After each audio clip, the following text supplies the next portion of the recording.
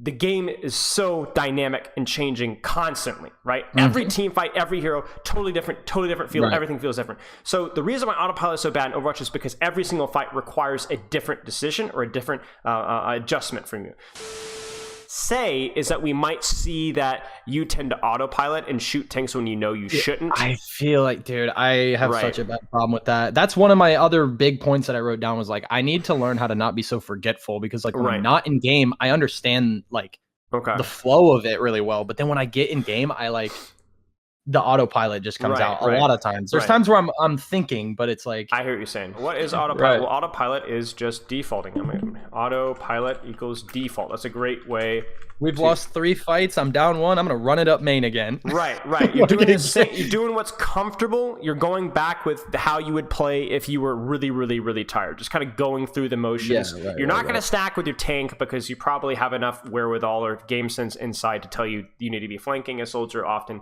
But you're gonna go back to what it feels comfortable and what is normal. Now, here's what we see with the autopilot. Okay, autopilot at its best description, if we were to insert another description, is a status of not learning or testing. Okay, so basically I wouldn't say autopilot means that you're not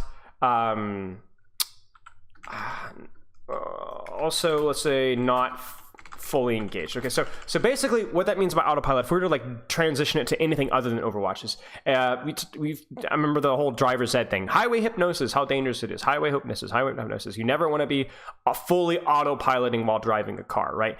You need to be alert and defensively driving and aware of threats along that. Now, does that mean if you do autopilot while driving that you're going to be causing accidents? Well, no. If you're a good driver, you're going to be a good autopiloter, right?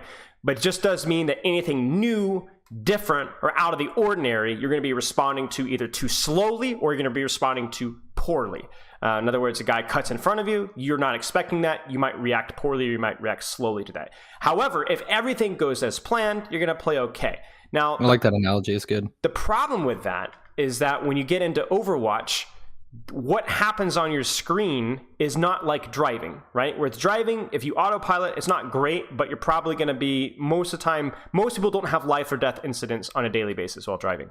However, in Overwatch, while there's no real life consequences, the game is so dynamic and changing constantly, right? Every team fight, every hero, totally different feel. Everything feels different. So the reason why autopilot is so bad in Overwatch is because every single fight requires a different decision or a different adjustment from you. So if you're autopiloting, you could still be playing okay, but you're not necessarily able to adapt to each situation. A great example of this one would be an Ana player who's like, let's say she's watched that ML7 video, so she knows exactly how to position on the high ground right back here, and the enemy team is coming up here, but I've got my good corner here because I watched that one video. So she's autopiloting, she's just kind of holding here. But the fight situation changes fight to fight. First fight's totally fine. Second fight, totally fine. Third fight, they've got Nanoblade, right?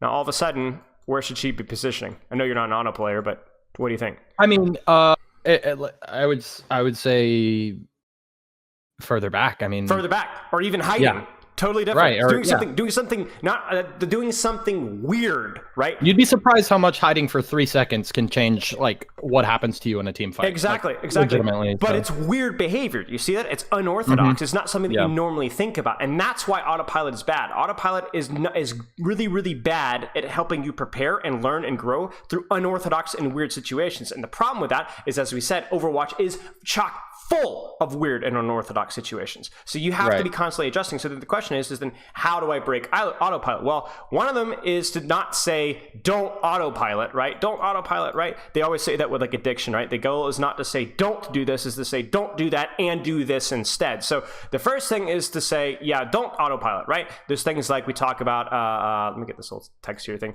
I think having some sort of timer that goes off on your phone, or on, like, I used to have like a little alarm that would go off every 10 minutes that would just remind me, timer, don't do, wake up, focus on what do you focus on what you're doing, right? That's always helpful.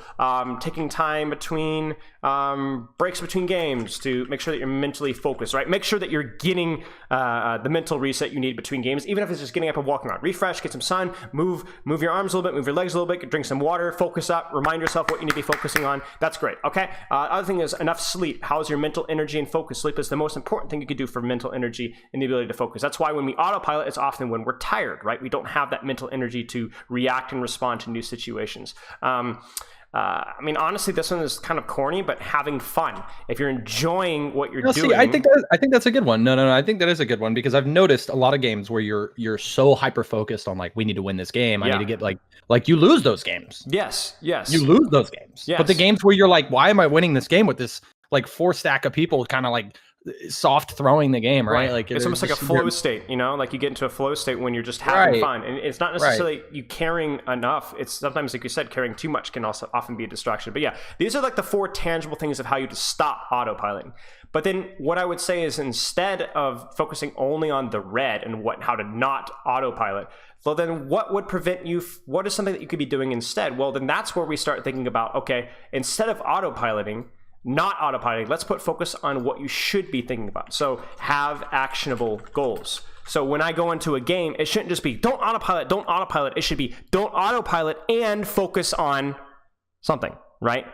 And that's why we review, right? That's why we review. I need to figure out like your biggest weaknesses and like, hey, these are the things that you're positioning or you're ult tracking. Or exactly. So you need to put your attention on something. You know what? It might mean, ironically, might autopilot on some things. For example, if I'm focusing on positioning, am I going to be autopiloting with my ultimates? Probably. Yeah. Am I going to be autopiloting on a big one that people autopilot on all the time, which is very normal, is mechanics.